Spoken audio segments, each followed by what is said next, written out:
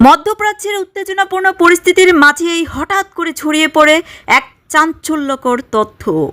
ইসরায়েলের প্রধানমন্ত্রী Benjamin Netanyahu মারা গেছেন। সামাজিক যোগাযোগের মাধ্যমে এই দাবি দ্রুত ভাইরাল হয়ে পড়ে। কিন্তু প্রশ্ন হলো, এই খবর কি সত্য? নেতানিয়াহুর মৃত্যু কি আসলেই সত্য নাকি গুজব?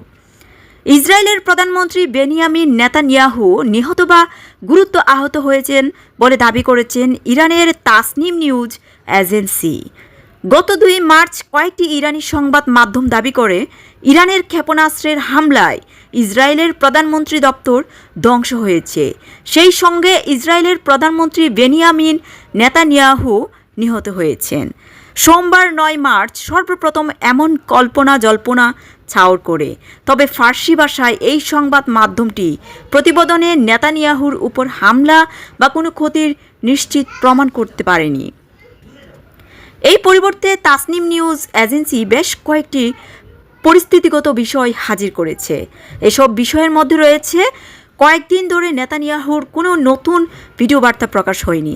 এছাড়া ইসরায়েলি মিডিয়ার নেতানিয়াহুর বাড়ির চারপাশে কঠোর নিরাপত্তার ব্যবস্থা সম্পর্কে প্রতিবেদনে বলা হয়, জ্যারেড কুশনার এবং মার্কিন বিশেষ দূত স্টিভ উইটকফেনের কথিত সফর স্থগিত। সেই সঙ্গে ফরাসি প্রেসিডেন্ট ইমানুয়েল ম্যাক্রো ও নেতানিয়াহুর মধ্যে একটি ফোনালাপের ফরাসি রেকর্ড, যেখানে কথোপকথনের তারিখ নির্দিষ্ট হয়নি।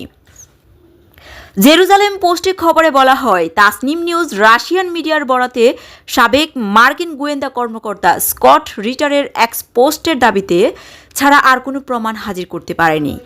ইসরায়েলের প্রধানমন্ত্রী বেনিয়ামিন নেতানিয়াহু নিহত এবং গুরুতর আহত হয়েছে বলে দাবি করেছেন শুধু তাসনিম নিউজ এজেন্সি।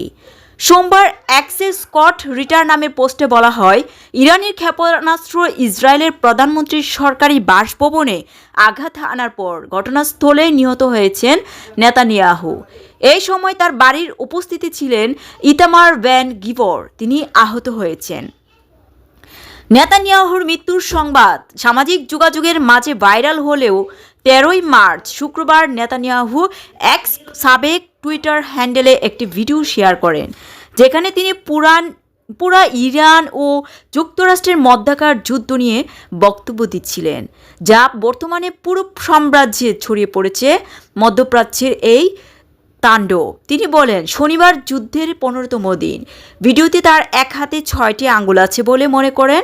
বিষয়টি ভিডিওর এআই দিয়ে তৈরি করার জন্য সন্দেহ আরও বাড়িয়ে তুলেছে।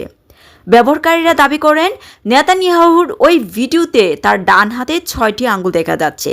ক্লাসিক এআই ফিঙ্গার গ্লিচ লিখে পোস্ট করা হলে এই ভিডিওগুলো লাখ লাখ মানুষ দেখছেন। অনেক ব্যবহারকারী দাবি করেছেন তিনি আসলেই মারা গেছেন। তবে এক্সের AI chatbot Grok fact check এসব মন্তব্যকে ভুয়া বলে উল্লেখ করেছে। নেতানিয়াহুর মৃত্যুর গুজব নিয়ে ইসরায়েলের সরকারি বিবৃতি দিয়েছে। ইসরায়েলের প্রধানমন্ত্রীর কার্যালয় এক বিবৃতিতে জানানো হয়েছে, নেতানিয়াহুর মৃত্যু নিয়ে যে খবর ছড়ানো হয়েছে তা সম্পূর্ণ ভুয়া এবং ভিত্তিহীন। প্রধানমন্ত্রী সুস্থ আছেন এবং দায়িত্ব পালন করছেন। গুজব ছড়ানোর পরপরই নিজেও সামনে আসেন বেনিয়ামিন নেতানিয়াহু।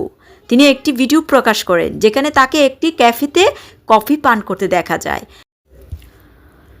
এবং সহকর্মীদের সঙ্গে আলাপ করতে দেখা যাচ্ছে। ভিডিওতে হাস্যকর করে তিনি বলেন, অনেকেই বলছে আমি নাকি মারা গেছি, কিন্তু আমি তো কফি খেতে এসেছি। ইসরায়েলের যুদ্ধবাজ এই প্রধানমন্ত্রীকে বলতে শোনা যায়, আমি কফির জন্য উন্মাদ ও পাগল। জানেন কি, আমি আমার জনগণের প্রতিও উন্মাদ। বিশ্লেষকরা বলেছেন, সাম্প্রতিক সময়ে ইসরায়েলের ইরান উত্তেজনা বাড়ার পর থেকেই নানা ধরনের গুজব ও ভুয়া তথ্য শুরু হয়েছে।